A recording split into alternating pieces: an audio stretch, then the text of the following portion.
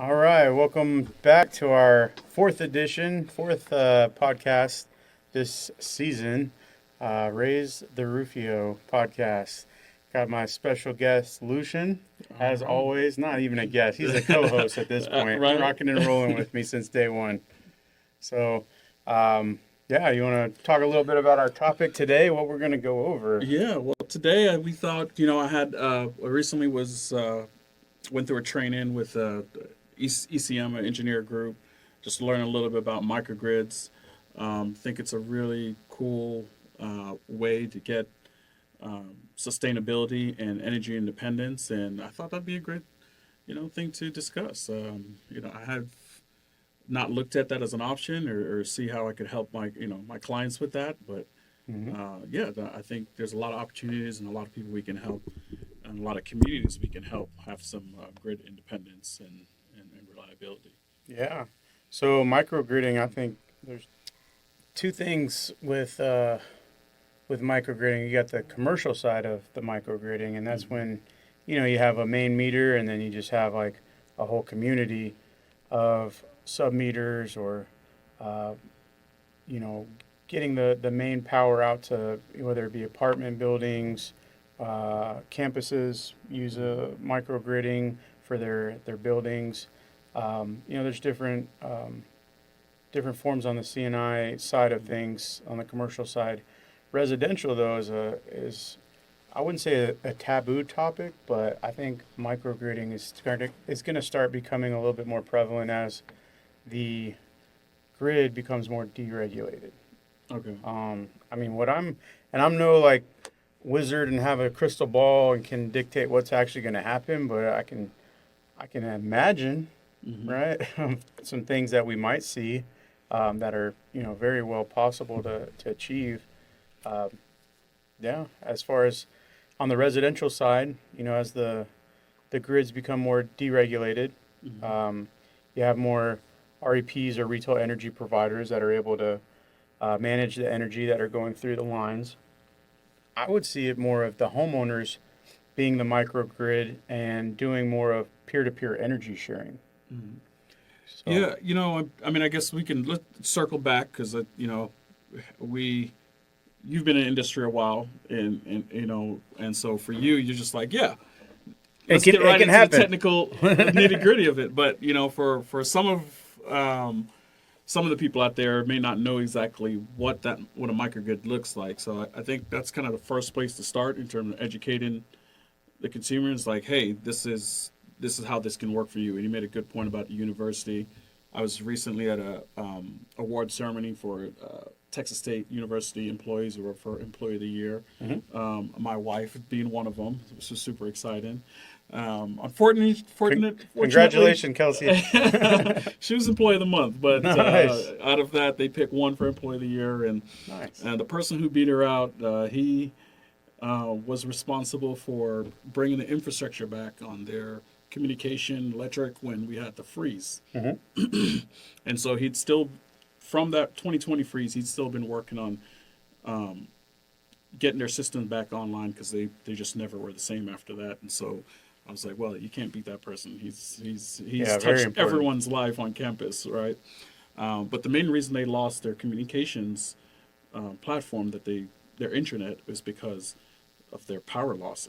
So that is what locked them out of their system, and because it was an old system, they weren't able to patch it Get well back enough. So on. they had to kind of basically go into a whole new reboot. But I thought that was pretty interesting because, and when I started learning about microgrid, that's what first came to mind. It's like, oh, Hmm. well, if this university had this basically your own small scale power grid, utility grid, that then you could weather the storm when the state grid goes down because you're insulated from that. And I thought that was really cool, being someone who's like hyper local, right? Yeah. Eat local, shop local, thrift local. I'm super hyper local, so I'm just like, yes, this is something that I think would really help insulate us as a community. And so I really started looking at seeing how we could find more opportunities there. So Hyper Loco sounds like an energy drink. you're right. Well, we have the juice, the solar juice. Nice. Do But you know yeah, if Texas State has its own? Does it have solar? no. It doesn't. Interestingly It enough, yeah. So I doesn't. made a couple calls and did a little Yeah. surveying around campus because this week I was doing a lot of basketball camps drop offs, and we do the through their basketball team there, and shout out to Coach Z. Um, Yeah. And Texas State, if you're looking, I'm an alumni. His wife works there. I mean, come on, let's do let's something. do Let's do something. something. But interestingly enough, I've talked to about 7 EV car owners. Hmm. And I was like, oh, these are sophomores, juniors. They've lived on campus. They're student athletes. And they're like, yeah, we had to live in the dorm our first year. I had to drive to the outlet mall, hang out there for an hour and a half to get charged Yeah. because there's nothing within our community for EV charging. Interesting. Yeah. That makes sense And, too. and so I was like, well, definitely we should have a conversation because Yeah. that's not only could you provide a benefit to your students and your faculty, but also help decarbonizing. It's such a large institution. Yeah, Yeah. I mean, there's so many places on that campus that solar would be yeah, that's tucked something. away, out of the way. Hmm. I'm sure. I'm just picturing the infrastructure of the university. Um, it's all has to be interconnected some way, right? Like Hmm. whether they get one utility bill from the utility and then they sub meter it all out. I don't know how that infrastructure would work, but in the same token, it would work just like on any commercial property Hmm. at that point.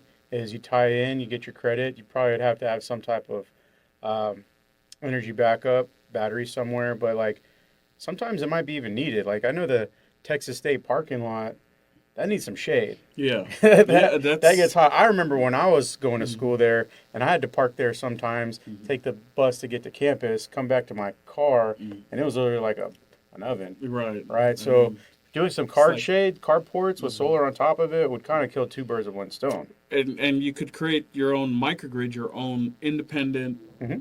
electric generating Yeah, power plant, essentially, right there on the university.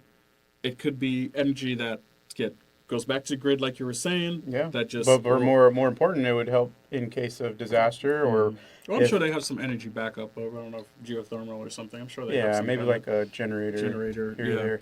but this is another. But for the communication point that you were talking about, they didn't have, right? Yeah, that So that system lost power and yeah. yeah. So being able to back that up, and just like your key points, or even I mean just in general, it's going to make sense in buying your purchasing your power just direct. Hmm. Um, yeah, I know there's a ton that can be done there. So that would be an example of microgridding on a commercial level. Yeah. Dissecting a university. I think Chicago had one not too long ago. I was And for reading. you, in terms of design and building the system, how different is it from your traditional, implementing from your traditional, you know, independent home solar system? Yeah. So big different. And Yeah. I mean, besides like the amount of power that's needed, um, a lot of these systems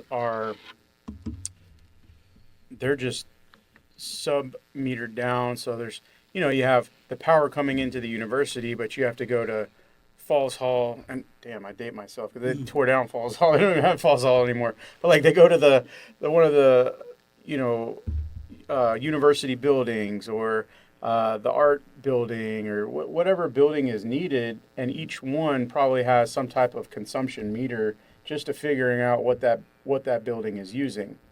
Um, so it becomes like a diagram where you're going to have to figure out where the power is coming in, what buildings are being used, what buildings are using the most power as far as consumption, and then you kind of work backwards as far as how much power you'll need as a whole, Hmm. and then how much power can be allocated to um, the art building or the business building at Right. that point. So you, need some kind of microgrid control system Yeah. that um, handles the load management, essentially. Hmm. Right. Yeah. Okay.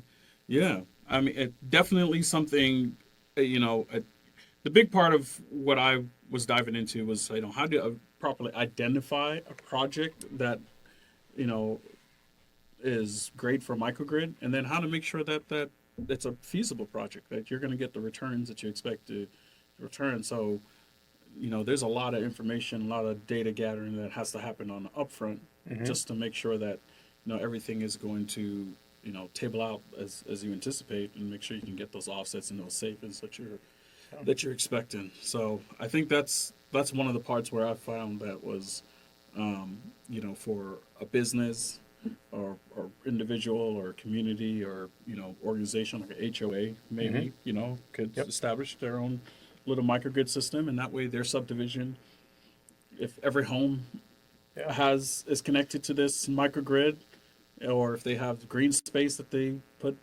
ground mounts on. And I think a lot of it has to be done pre-planning in Hmm. development. And the reason I say that is because once the community is built, the utility comes in, they lay their lines, they put Hmm. in their meters, they do their infrastructure or investment into that community. Hmm. And then it's kind of hard to back them out of it, right? Hmm. Because they've already paid for their devices So in it there sounds like for us to really provide a benefit, we really need to get in with the engineer design and developing. and development phase, and that's where we really need to Mhm. have that conversation, start working on that feasibility for you, and that way you can see kind of the benefits of what that would look like in terms of maintaining it, the power generation and outcomes that we can expect for For that. sure. So yeah, And yeah, developers that are looking for an option okay, to subdivide their energy usage and okay, then ultimately like resell it, right? Because if the power comes into like a main meter, let's just for for easy visual, it's at the front of the street, right? hmm, And then all the houses are in down the street. So at the front of the street where the power comes in, that's really where that developer needs to control it because past that, they're calling the utility to come in and develop it out, right? hmm, So if we can put something in place to where that power is controlled at the main meter, so from that, then you would have a diagram of each house. So you'd have the plot of land, the house that's going on it, hmm, a blueprint of that house, an estimated usage of that house, and then you could do one of two things. One, every house can have solar on it, hmm, right? Which would allow for the space to be utilized because you already have the house there. Just put rooftop solar. Or if you have, um, a field, just extra land that can be used, maybe make it into like a basketball court that's covered with solar, or hmm, even like the pool areas that they're creating, um, you know, design it to where solar is a little bit easier to install. And then the power that's being generated, ultimately, there would be a system that, and we've talked to actually a couple of companies that are able to like calculate the usage per house and then go hmm, back to the main grid. So really, it'd just be the technology managing it all. hmm, But it's no different than going into an already developed community, hmm. selling them solar. But now, on that scenario, it's just going to the utility. The utility's more involved, Right. right? So I think of it kind of in my municipality for my water. I don't have city water services. Right. I have through a third party water provider that has like a local well in our community, and everyone in our, I think there's about 60 homes in our subdivision that's connected to that tap and that treatment, and we all pay that utility company to manage that water, but they're not plugged into the city water system or the big water treatment plants. Yeah. It's just that local water And supply. So same it'd be same kind of the same concept. concept. Yep. Yeah. And yeah, it seems it really we just like for anything else, right? For anything in terms of solar or thoughts on going solar, we the more data we have up front, the better we can help. So getting that historical usage data if it's already an existing community, Hmm. so we can evaluate the cost analysis, right? Is Yep. it the investment versus the return? Is it do that cost benefit analysis? Um, and then we need to understand all the different components, right? How many roofs we're going to go on, how those are tied together. Hmm. That's if Everything's interconnected. interconnected, yeah. So as a future doomsday prepper. I can't dig a hole that big yet. I can't do what Bezos is doing with his Right. multi-million-dollar bunker. Or But Facebook, right? They yeah, Mark has an island in Hawaii, I there's an think. island. Oh yes, that's right. I have seen that. Yeah, got a Yeah, bunker going. they definitely have microgrids. Yeah. Invite us. Uh, We'd like to check it out and see what you yeah, guys are working with over you're there, right. just to help everyone understand. And so we have to understand the physical constraints of those structure, right? Where we can put what land you may have for ground mount, Hmm. and then also what the financial, Yeah, make sure it pencils and everyone's happy. aspects are. Yeah, Yeah. and then we already know most of the environmental benefits, right? We just need to measure that because in terms of like tax credits and incentives, that's super Hmm. helpful to use some of that to help offset the costs as well. Yeah, and a lot of the nonprofits, so like, well, I guess universities would be, I guess, depending on how they're structured, Yeah, could fall into could that. fall into it. But there is a lot of incentives right now for, um, churches, schools, nonprofits that are able to take advantage of the direct pay federal tax credit that typically they wouldn't have gotten because they're, not taxed, but now they can. Um, with, going back to the microgrid, one thing that we used to talk about when I first got into solar is the peer-to-peer energy sharing. Hmm. And that has a lot to do with residential homes becoming microgrids and in essence being their own little power plant. And then from there, that homeowner would be able to store their power in a battery. And the peer-to-peer energy sharing would be like, hey, you're low on power this month, and instead of getting it from the utility at 15 cents, I have extra. I can sell it to you at 10 cents. Oh man, let's see. You're speaking my terms. Napster. Yeah, exactly. Microgrids are the Napster of power, It is. right? Well, the peer-to-peer energy sharing is R- right. slow The download here. the microgrid Pick the is ones the that, Napster itself, right? right, Is the infrastructure of it. But yeah, the peer-to-peer energy sharing would be like the file sharing right. and downloading Yeah, it from your buddy. that's hilarious. Yeah, And I think, the more that we're seeing deregulation of the mhm. utilities, right? And more utilities that are coming online that are a little bit more forward thinking. Mhm. I mean, that would really make sense, Yeah.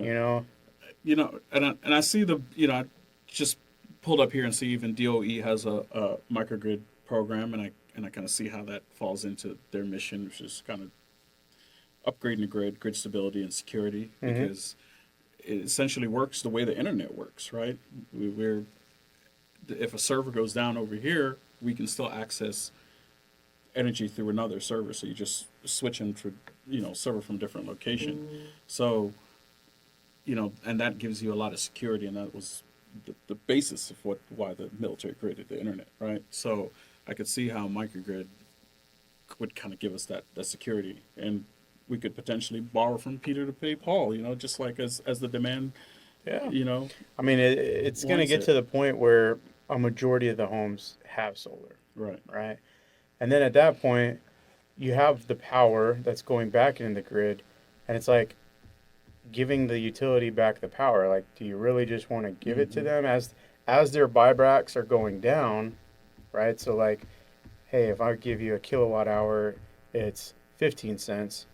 Well, I don't want to give the utility it at well, Unless you're able to store it, exactly, right? and then yeah, and then you can So, save it for later. But hmm sometimes you don't need it. yeah, You got the battery charged. because the way I envision it, like for if we were to have a microgrid in my neighborhood, I Hmm. wouldn't even have solar on my roof, right? I would just have battery backup and storage. Right, I would be connected to a solar farm that's right, on a of the microgrid community. that's for the community. Hmm. I would during the daytime. But I think that's where the community, when they're developing it, Mm-hmm. has to make that decision if they want it like in like a field or on every On the roof, single roof. or it could also be on every roof, right? Yeah, And so, where you might not own it, and like the community, the HOA would be like mm, managing it, right? They right, would, if there's any issues with it, they would call the service department to come get it and fix it. But it's a community. effort to where everyone's using their roof to generate the power. Right. And then, if there is some type of um, need, I don't know, maybe selling that within the community or a point system or there's a company that and they know us. We talked with them years ago called Power Ledger, Okay. and it's a cryptocurrency that actually manages power. So it's based off of the blockchain. It's a coin, and it's designed for peer-to-peer energy sharing. Okay.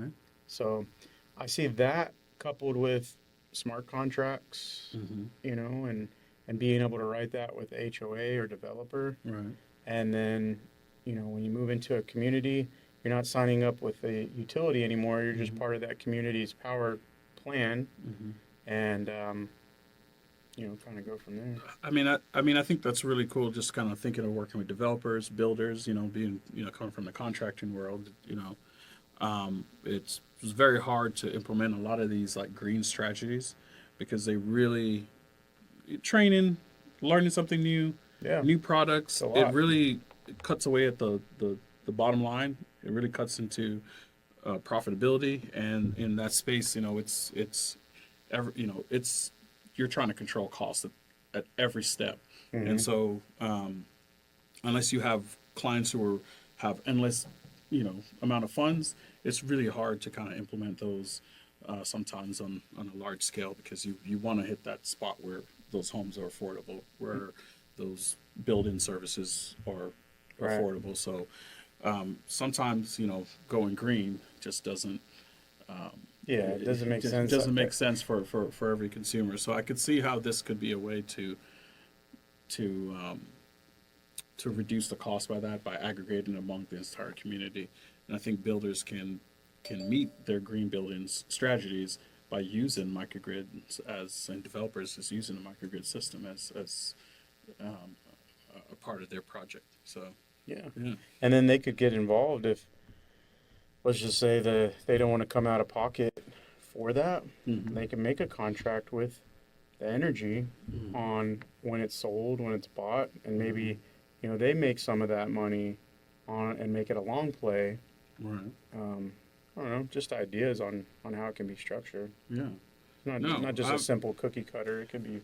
No, I'm really excited, to get more into incorporating microgrid strategies for different communities. Like I said, our local university here in San Marcos, Texas State. I think, yeah, that would be a great Yeah. source for them. Good starting point to show what can be done, Mhm. and Some the of these- space is there to do it.